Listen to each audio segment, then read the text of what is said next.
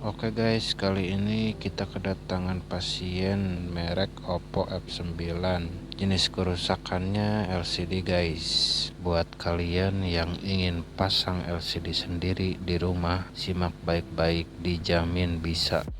Oke guys, sebelum kita mengeksekusinya, ada alat-alat yang perlu kalian persiapkan guys. Buat kalian yang tidak punya alat-alat atau bingung mencarinya, nanti saya siapin di kolom komentar atau di deskripsi guys untuk link pembeliannya. Jadi kalian tinggal klik saja guys. Dan inilah guys untuk alat-alat yang perlu kalian persiapkan. Untuk pergantian LCD tidak ada alat yang mahal guys. Paling untuk semua alat kalau di total paling kena 50.000 guys. Kita udah bisa dipakai berkali-kali. Oke, setelah alat sudah siap, kita akan memulai eksekusi guys. Nah, karena untuk HP model ini backdoornya memakai lem, jadi untuk cara pembukaannya harus kita panasin guys agar mudah dilepas. Tapi jika kalian tidak punya blower, bisa kalian menggunakan korek guys untuk melepasnya agar lemnya sedikit meleleh dan memudahkan kita untuk membukanya. Nah, dari sini kita hati-hati ya guys untuk proses pembukaannya agar tidak terjadi hal-hal yang tidak diinginkan. Nah, jika sudah terbuka seperti ini, untuk yang pertama kita saranin baterainya dulu ya guys ya yang dicabut. Usahakan hati-hati ya guys ya, karena untuk pengerjaan HP itu kita harus tenang guys, butuh ketelitian.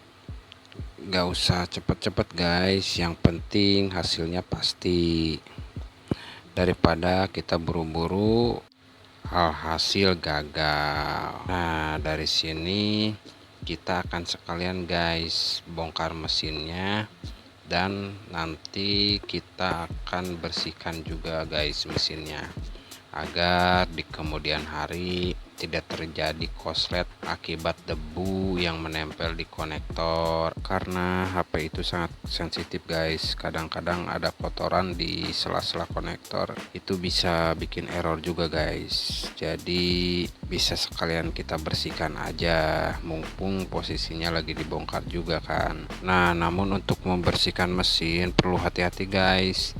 Usahakan kamera dibuka dulu guys, karena kita membersihkan mesinnya pakai thinner guys. Karena kamera itu kalau kena thinner bisa rusak guys. Jadi kita lepas dulu kameranya.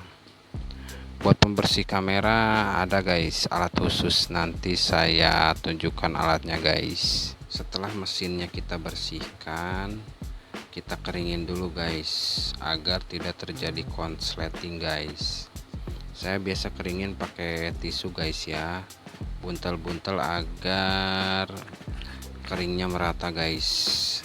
Kita taruh dulu, kita tunggu sampai 5 menit guys. Nah, sambil menunggu mesin kering, kita kerjain yang lain guys. Kita bongkar LCD yang lama nih guys ya. Jadi kalau kata ibarat mah sambil menyelam minum air gitu guys. Nah, dari sini jika LCD lama sudah terbuka, jangan langsung kita pasang LCD guys. Kita bersihin dulu bekas-bekas oleh bekas-bekas kotorannya guys, supaya pemasangannya presisi guys. Karena disinilah yang akan menentukan hasil pemasangan LCD yang kita pasang guys. Jika ingin hasilnya rapi, di sini harus benar-benar teliti guys untuk pembersihan tulang premnya ini guys. Dan satu lagi guys, hati-hati nih, yang kecil ini nih guys, fungsinya ini buat speaker guys. Hati-hati hilang guys, kalau hilang susah kali dicarinya guys. Karena barang kecil itu fungsinya untuk menutup speaker guys, agar tidak ada kotoran-kotoran yang masuk ke dalam speaker guys. Jadi jangan sampai lupa gak dipasang guys. Untuk videonya sengaja saya percepat guys ya, karena untuk pengerjaan frame ini untuk menentukan hasil akhir guys. Jadi di sini benar-benar butuh ketelitian guys.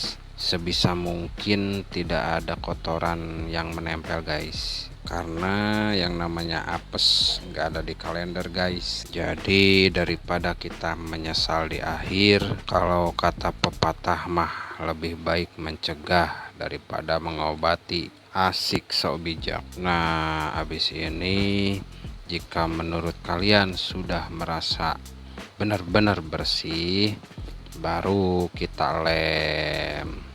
Nah kalau penggunaan lemnya menurut saya dikit-dikit aja cukup ya guys ya, nggak usah terlalu banyak untuk pemakaian lem ini. Kalau kita biasa tipis-tipis ya guys ya, dan tengahnya nggak kita kasih lem guys ya. Nah sebelum LCD dipasang, hati-hati nih guys, si mungil ini hati-hati ketinggalan guys. Jangan kalian anggap remeh barang kecil ini guys. Kita bicara logika aja guys. Kalau barang mungil itu tidak berguna, ngapain juga kan pabriknya ribet-ribet bikin hanya untuk variasi, kan gak kelihatan ya kan. Nah kalau kebiasaan saya, kalau misalkan udah pasang lem gak langsung pasang LCD guys, saya taruh dulu 5 menit baru saya pasang guys, agar agak kering. Nah sambil menunggu lemnya sedikit kering, kita kerjain kamera dulu guys ya. Nah inilah alat untuk pembersih kameranya guys. Buat kalian nanti saya kasih linknya guys. Ini dijamin aman guys ya kalau untuk kamera guys. Nah untuk melakukan pembersihannya ini sangat gampang banget guys ya. Tinggal dicolok doang guys, tempel aja ke kameranya, nggak usah kenceng-kenceng guys. Habis itu kita cabut. Nah jadi kotorannya semua keangkat guys. Nah jadi keangkat semua guys kotorannya. Untuk membersihkan kamera nggak perlu jam terbang tinggi guys, sekali coba langsung bisa dijamin. Kalau nggak bisa, wah parah benar ente guys. Nah sesudah kameranya sudah dibersihkan, kita langsung aja pasang guys ke mesinnya. Nah dirasa lem tadi udah sedikit agak kering, barulah kita pasang LCD nya guys. Tapi untuk mesinnya nggak kita pasang dulu guys, kalau kita supaya hasilnya lebih rapi guys. Jadi kita pasang mesinnya nunggu lemnya agak kering dulu guys, baru si mesin nanti kita pasang. Untuk pemasangan karet walaupun banyak, hati-hati guys ya, itu gak boleh kencang-kencang guys ya. Minimal sebelum karetnya kita pasang ke LCD, karetnya kita melarin dulu guys, jadi nggak terlalu kencang. Nah kayak gini guys, karena kalau terlalu neken juga bisa merusak LCD juga guys. Jadi kita cari aman aja guys. Nah kalau udah dikaretin, kita tunggu guys. Kalau kita biasa 15 menit setengah jam guys. Sambil nungguin bisa kita seruput kopi dulu guys, biar mantap. Nah sehabis ngopi biasanya kita cek-cek dulu tombol-tombol guys. Di tombol-tombol kadang-kadang dia udah gak enak guys, ditekan-tekannya itu guys.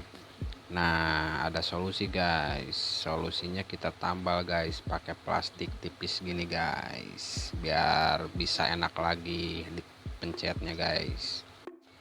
Untuk bikinnya cukup di tengah-tengah aja guys ya, di tengah-tengah tombol, jadi bikinnya kecil aja, gak usah gede-gede, karena biasanya kalau gede malah sama aja guys, hasilnya keras. Nah setelah kering siap pemasangan mesin guys. Di area fleksibel ini digaris-garis dulu guys ya, biar presisi.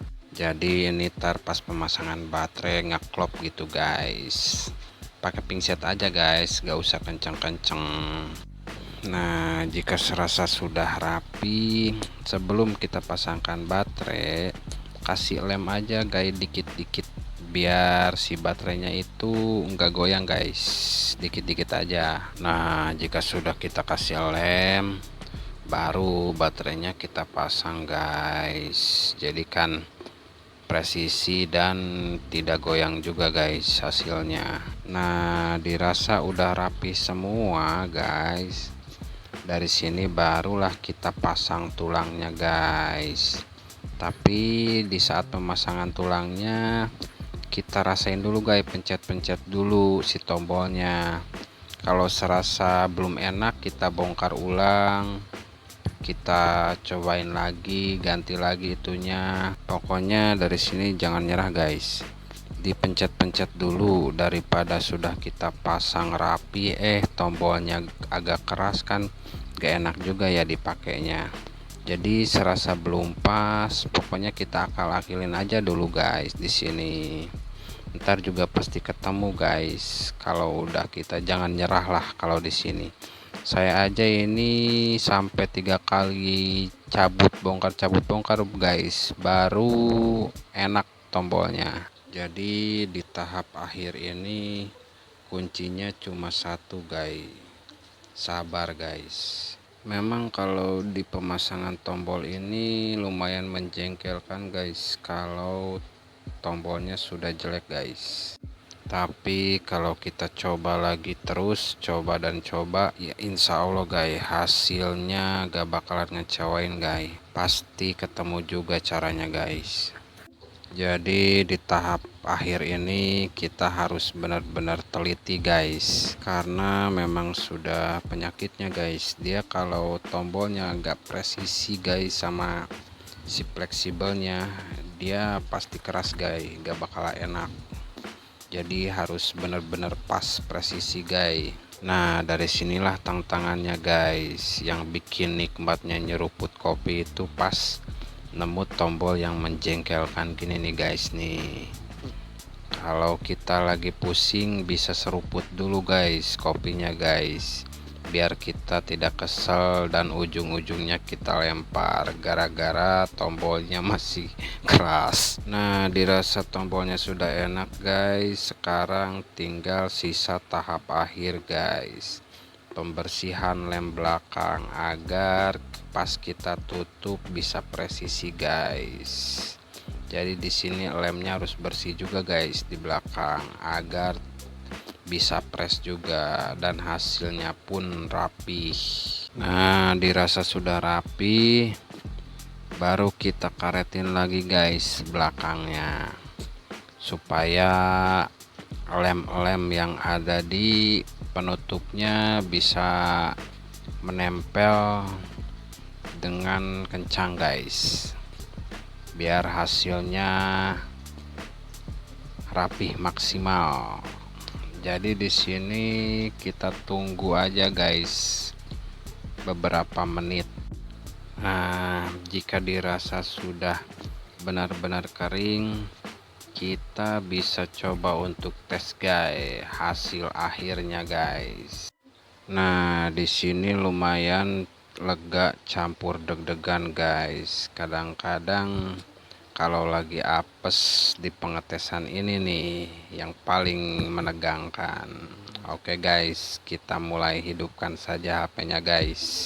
Mudah-mudahan normal total. Nah jika udah masuk logo gini jangan senang dulu guys, masih ada tahap pengetesan akhir guys.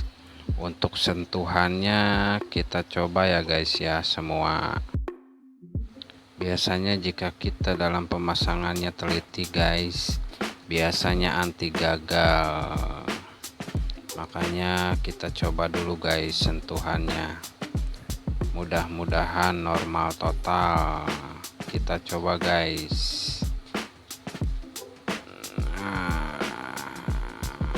Oke guys, dan akhirnya normal total. Semoga bermanfaat. Terima kasih sudah menonton guys.